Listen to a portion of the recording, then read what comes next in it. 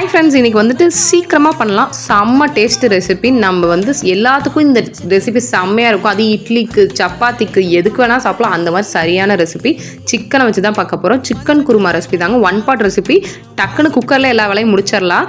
அதுக்கு ஃபஸ்ட்டு வந்துட்டு தேங்காய் எடுத்துக்கோங்க. கொஞ்சோண்டு மிளகு போட்டுக்க போகிறோம். சோம்பு, சீரகம், கசகசா இம்பார்ட்டன்ட், தயவுசெய்து விட்டுறாதீங்க. ஸோ எல்லாத்தையும் போட்டு ஒரு அரைச்சி அந்த மசாலா மட்டும் தனியாக வச்சுக்கோங்க. அதுக்கப்புறம் எண்ணெய் ஊற்றிக்கோங்க. எண்ணெய் போட்டு வெங்காயம், தக்காளி, கருவேப்பிலை, பட்டை 2 போட்டுக்கோங்க. நல்லா வதக்கி விட்டுருங்க. எல்லாம் வணங்கினோன்னா இஞ்சி பூண்டு பேஸ்ட் மஞ்சளாக இருக்க காரணம் நான் எப்பவும் மஞ்சள் போட்டு அரைச்சி வச்சுக்குவேன்.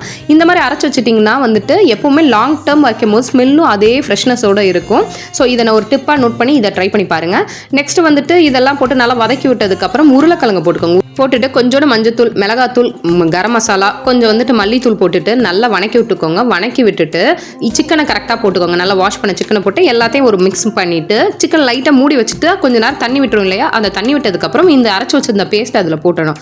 போட்டுட்டு எல்லாத்தையும் மிக்ஸ் பண்ணி நல்லா கொஞ்சம் வெந்து வரும்போது வந்து குக்கரை போட்டு 2 விசில் விட்டுட்டிங்கன்னா சூப்பராக வந்துட்டு குருமா ரெடிங்க. ரொம்ப சிம்பிள் ரெசிபி தான். 20 நிமிஷத்தில் வேலை முடிஞ்சிடும். குருமா அவங்க கண்டிப்பாக ட்ரை பண்ணி பார்த்துட்டு சொல்லுங்கள். செமையாக இருக்கும். சிம்பிள் குருமா தான் டேஸ்ட் அல்டிமேட்டாக இருக்கும். இந்த சாங் மட்டும் எப்போ கேட்டாலும் ஒரு ஃப்ரெஷ்னஸ் இருக்குங்க. இது மட்டும் இல்லை, அப்போ போட்ட ஏரமான் சாங்கை எப்போ கேளுங்க ஒரு ஃப்ரெஷ் ஃபீல் இருக்கும். என்ன மாதிரி யார் இருக்குன்னு சொல்லுங்கள். அப்படியே இந்த வீடியோக்கு பை சொல்லிக்கிறேன். நெக்ஸ்ட் வீடியோவில் ஹை சொல்லிக்கிறேன். மறக்காமல் சப்ஸ்கிரைப் பண்ணிக்கோங்க. அது ரொம்ப முக்கியங்க.